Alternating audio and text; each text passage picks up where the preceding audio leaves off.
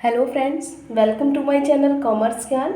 और company accounts की series में आज हम पढ़ने वाले हैं forfeiture of share. Previous video में हमने जान लिया था कि कंपनी क्या होती है, शेयर क्या होते हैं, शेयर कैपिटल क्या होती है, कैसे इशू किया जाता है शेयर को, अगर इशू किया जाता है तो उस वक्त क्या एंट्रीज होती हैं। उसके बाद में हमने जाना प्रो राटा बेस पर कैसे अलॉटमेंट किया जाता है। तो आगे बढ़ते हैं और हम जानते हैं फॉरफीचर क्या होता है। ये टॉपिक स्टार्ट मैं करूं उससे पहले आप लोग प्लीज़ मेरे चैनल को सब्सक्राइब कर लीजिए, जिससे जो भी मैं पढ़ाऊँ उसका वीडियो का नोटिफिकेशन आपको तुरंत मिल जाए। चलिए स्टार्ट करते हैं। फॉरफीचर ऑफ शेयर क्या होता है। देखिए, जब कंपनी ने क्या करा था, प्रोस्पेक्टस भेजे थे पब्लिक में, तो उन्होंने क्या करा था, एप्लीकेशंस भेजे थे अपने। एप्लीकेशन जब उसने कंपनी ने देखी, उसके बाद में कंपनी ने क्या किया, शेयर को अलॉट किया। शेयर को जब अलॉट किया गया तो फिर कॉल्स करी गई। उन कॉल्स पर शेयर होल्डर क्या करते हैं, पैसा देते हैं कंपनी को। लेकिन कई शेयर होल्डर ऐसे होते हैं जो या तो पैसा देना नहीं चाहते हैं या फिर वो किसी भी रीज़न की वजह से पैसा दे नहीं पाते हैं कंपनी को। तो ऐसे वक्त कंपनी क्या करे, तो कंपनी के पास ये राइट होता है कि वो ऐसे शेयर होल्डर को क्या कर सके, कैंसिल कर सके, यानी उनके शेयर को क्या कर सके, फॉरफीट कर सके। फॉरफीट करने का मतलब होता है उनके जो भी उन्होंने पैसा अब तक दे रखा है उसको कंपनी क्या कर ले, जब्त कर ले उस पैसे को, और उनकी जो ओनरशिप थी उस शेयर होल्डिंग तक, उसको क्या करते, कैंसिल करते। तो उसके लिए क्या अकाउंटिंग ट्रीटमेंट होता है वो जानेंगे हम, और क्या गाइडलाइंस होती हैं वो जानेंगे। देखिए, if any shareholder fails to pay the amount due on allotment or any call within the specified period, directors may cancel his share। जो डायरेक्टर होते हैं वो क्या कर सकते हैं, उनका शेयर को कैंसिल कर सकते हैं। लेकिन इसके लिए देखिए रूल्स क्या होंगे, हम कैसे करेंगे इसको। तो इसके जो रूल्स होते हैं वो होते हैं हमारे AOA के अंदर, यानी आर्टिकल ऑफ एसोसिएशन के अंदर, कि कैसे फॉरफीट करना है आपको। लेकिन अगर ये नहीं बनाया जाता है या फिर इसमें रूल्स बनाए ही नहीं है फॉरफीट को लेकर के, तब उस केस में क्या होता है, उस केस में हमारा कंपनी जो एक्ट है 2013 वो काम करता है। उसके अंदर एक टेबल F होती है, उसके रूल्स काम करते हैं इसमें कि कैसे किया जाएगा फॉरफीट। तो देखिए, फर्स्ट ऑफ ऑल हमें क्या करना पड़ेगा, उनके शेयर को हम कैंसिल करें उससे पहले हमें 14 डेज़ पहले क्या करना पड़ेगा, शेयर होल्डर्स को नोटिस भेजना पड़ेगा कि आपके पास इतना अमाउंट ड्यू है, आप प्लीज़ पेमेंट कर दीजिए, वरना आपके शेयर को फॉरफिट कर लिया जाएगा। अगर वो नहीं करते हैं उस टाइम पे क्या किया जाएगा, फिर रेजोल्यूशन पास करा जाएगा। Board of directors resolution pass करेंगे, एक स्पेशल रेजोल्यूशन पास करेंगे। उसमें ये बताया जाएगा कि ये इतने शेयर होल्डर्स हैं, उनका हम ऐसे फॉरफिट करना है इस रीज़न की वजह से। उसके बाद में क्या करा जाएगा, अगर वो नहीं करते हैं तो उनका मेंबरशिप से नाम काट दिया जाएगा। जो रजिस्टर में लिखे रहते हैं ना नेम शेयर होल्डर्स के, वहाँ से उनका नाम काट दिया जाएगा, उनकी ओनरशिप को हटा दिया जाएगा, ओनरशिप उनकी कैंसिल कर दी जाएगी। तो ये होगा। उसके बाद में हम जानते हैं कि क्या हम अपने बुक्स ऑफ अकाउंट में क्या एंट्रीज करेंगे।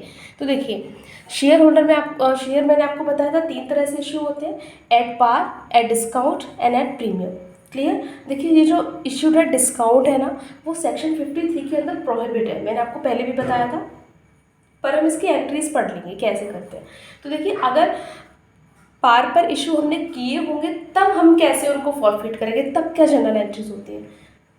तो देखिए, क्योंकि हमने कैपिटल को क्रेडिट किया था उस टाइम, तो हम क्या कर देंगे, उसको डेबिट कर देंगे। ठीक है, ये रूल होता है अकाउंटिंग का, अगर आपने क्रेडिट कर रखा था कुछ, अगर आप उसको डेबिट कर दो तो वो कैंसिल आउट हो जाता है।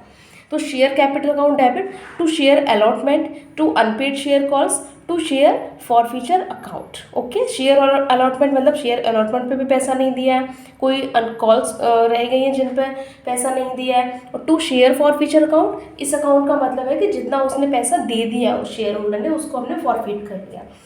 ये जो हमने शेयर फॉरफीचर अकाउंट बनाया है, इसको हम क्या करेंगे, सब्सक्राइब कैपिटल में से क्या कर देंगे, सब्सक्राइब कैपिटल में हम इस फॉरफीचर को क्या कर देंगे, ऐड कर देंगे। ओके, और जो फॉरफिटेड शेयर थे उनकी जो कैपिटल थी उसको लेस कर देंगे वहाँ से, और जो शेयर फॉरफीचर का अमाउंट था उसको वहाँ पे ऐड कर देंगे। ऐसे हम बैलेंस शीट में ट्रीटमेंट करेंगे। चलिए, अब हम जानेंगे अगर हमने प्रीमियम पर इशू किया होगा तो उस वक्त हम क्या एंट्रीज करेंगे। देखिए, अगर हमने सिक्योरिटी प्रीमियम पर एंट्री तब इशू करे हैं, तब उस वक्त हम क्या करेंगे। तो आप प्रीमियम जानते हो, प्रीमियम क्या होता है, कंपनी डिसाइड कर सकती है कि उसको शेयर कितने उस पर इशू करना है। अगर 10 रुपये का शेयर हम 12 में इशू कर रहे हैं तो वो 2 रुपीज़ क्या है, प्रीमियम है। तो हम अगर ऐसा करते हैं तो शेयर फॉरफीचर की एंट्री क्या होगी, शेयर कैपिटल अकाउंट डेबिट। देखिए इसमें भी क्या है, 2 कैटेगरीज हैं, वो भी इसके बारे में भी हम बात कर लेते हैं। व्हेन प्रीमियम इज रिसीव्ड, जब प्रीमियम रिसीव हो चुका हो और जब प्रीमियम ना रिसीव हो चुका हो सकता है जो प्रीमियम है वो अलॉटमेंट के साथ हो, तो अलॉटमेंट का पैसा तो उसने दे दिया है हमें, तो जब अलॉटमेंट मिल गया तो हमें प्रीमियम भी मिल गया होगा। क्लियर, तो ऐसे टाइम में एंट्री क्या होगी, share capital account debit to unpaid calls to share forfeiture. यहाँ पर सिर्फ अनपेड कॉल्स आया, मतलब हमें अलॉटमेंट का पैसा मिल चुका है। क्लियर, आगे बढ़ते हैं। जब हमें प्रीमियम रिसीव ना हुआ हो उस केस में हम क्या करेंगे, तो हम सिक्योरिटी प्रीमियम को भी हम वहाँ पे क्या दिखाएंगे, डेबिट दिखाएंगे। देखिए और हम ऐसा समझ के चल रहे हैं यहाँ पे कि जो सिक्योरिटी प्रीमियम था वो किसके साथ में था, अलॉटमेंट के साथ में। देखिए share capital account debit, security premium account debit to unpaid calls and allotment. इसका मतलब है हम अलॉटमेंट को भी क्रेडिट कर रहे हैं यहाँ पे और अनपेड कॉल्स को भी क्रेडिट कर रहे हैं। क्लियर, यहाँ पे अलॉटमेंट का वो पैसा आएगा जो कि सिक्योरिटी प्रीमियम को ऐड करके आएगा। जैसे मान लो 3 रुपीज़ अलॉटमेंट के थे एंड 2 रुपीज़ प्रीमियम किए थे, तो यहाँ पे टोटल 5 रुपीज़ आएंगे। Clear, next to share forfeiture account, जितना उनसे मिल गया, जैसे मान लो या तो एप्लीकेशन का ही मिला होगा, तो एप्लीकेशन का मिल गया है तो इसलिए हम यहाँ पे एप्लीकेशन को क्या कर लेंगे, फॉरफीट कर लेंगे। आगे बढ़ते हैं। सिक्योरिटी प्रीमियम जिस कॉल के साथ है उससे पहले ही अगर फॉरफीट कर लिया जाए तो सिक्योरिटी प्रीमियम को हम डेबिट नहीं करते हैं। हाँ बिल्कुल सही बात। देखिए अगर सिक्योरिटी प्रीमियम जो है कोई कॉल के साथ है और हमें उस कॉल का पैसा रिसीव हो चुका है तो हम क्यों डेबिट करेंगे। क्लियर, चलिए आगे चलते हैं, डिस्काउंट का पढ़ लेते हैं। ये जो एंट्री है वो डिस्काउंट की।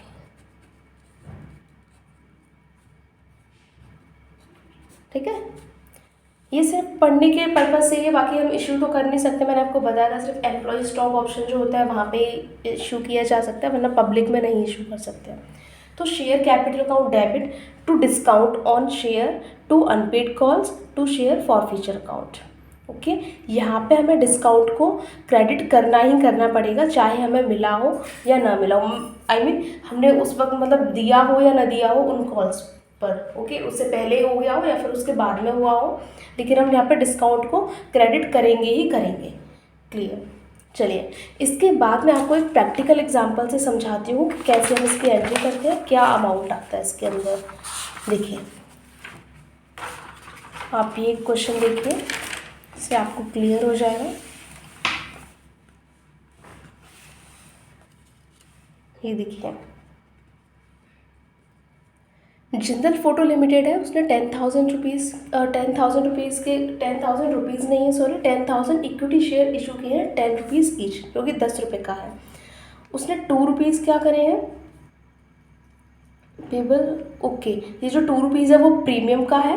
ठीक है, यहाँ पे मतलब टोटल 12 में इशू हुआ होगा उसका।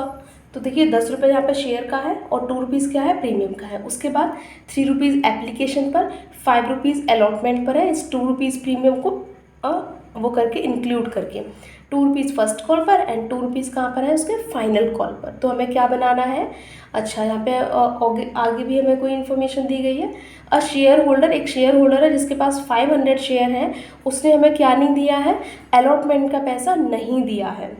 देखिए डिड नॉट पे allotment and first call money, उसने फर्स्ट कॉल का और अलॉटमेंट का पैसा नहीं दिया है, तो सेकंड कॉल से ही पहले हमने क्या कर दिया है उसके, मतलब फर्स्ट कॉल के बाद और सेकंड कॉल से पहले ही हमने उसके शेयर फॉरफीट कर लिए। तो हमें क्या बनाना है, जर्नल एंट्रीज बनानी है, बैलेंस शीट प्रिपेयर करना है।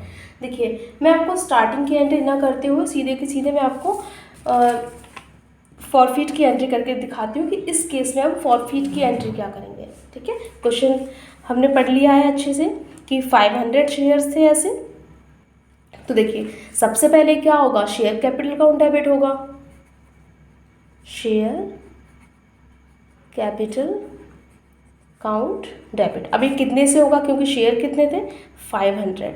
अब देखिए शेयर था कितने रुपीज़ का, 10 रुपीज़ का, लेकिन हमने उससे मंगाए कितने हैं अभी तक, सिर्फ 8 मंगाए हैं ना, मतलब जो 2 रुपीज़ का फाइनल कॉल था उससे पहले ही हमने फॉरफीट कर लिया है, तो हम उस 2 को नहीं दिखाएंगे, जितना हमने उससे मंगाया है सिर्फ उतना ही दिखाया जाएगा।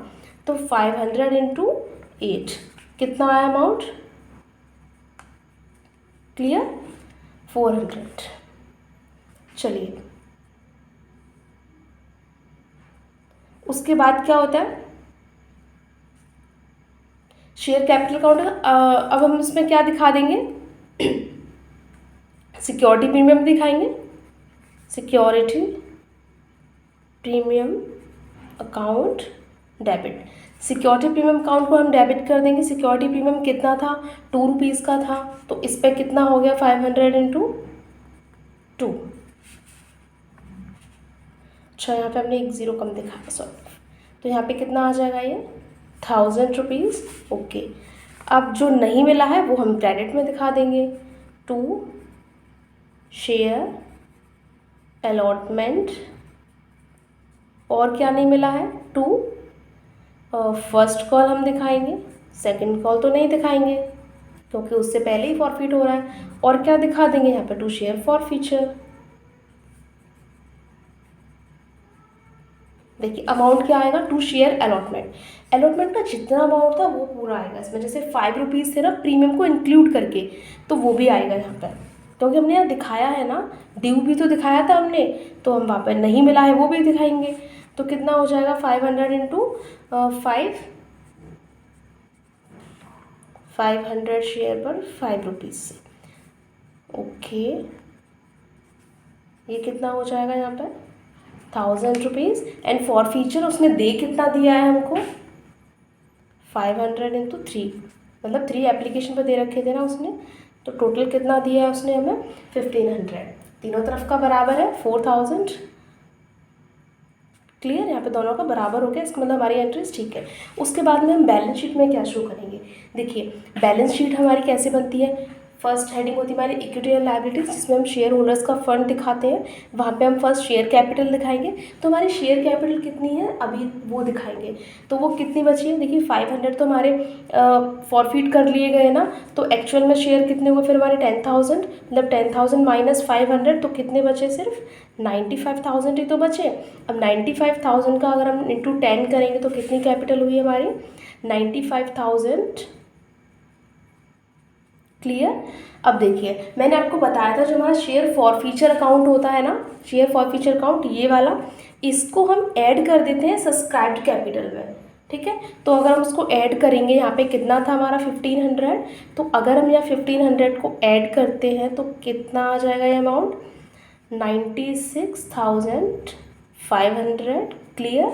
आगे रिजर्व एंड सरप्लस में कुछ आने वाला है, बिल्कुल आने वाला है। हमारा जो सिक्योरिटी प्रीमियम था उसको हम कहाँ ट्रांसफर कर देते हैं, सिक्योरिटी उसमें, रिजर्व एंड सरप्लस में। तो सिक्योरिटी प्रीमियम हमारा टोटल कितना था, देखिए 9500 पे ही तो मिलेगा हमें, तो 9500 पे सिक्योरिटी प्रीमियम था कितना, ₹2, मल्टीप्लाई करेंगे कितना आएगा, 19,000। Okay, finish. उसके बाद असेट साइड आ जाते हैं। असेट साइड में क्या शो होगा, करंट असेट्स में कैश एंड कैश इक्विवेलेंट, और तो हमारे पास कुछ है नहीं है।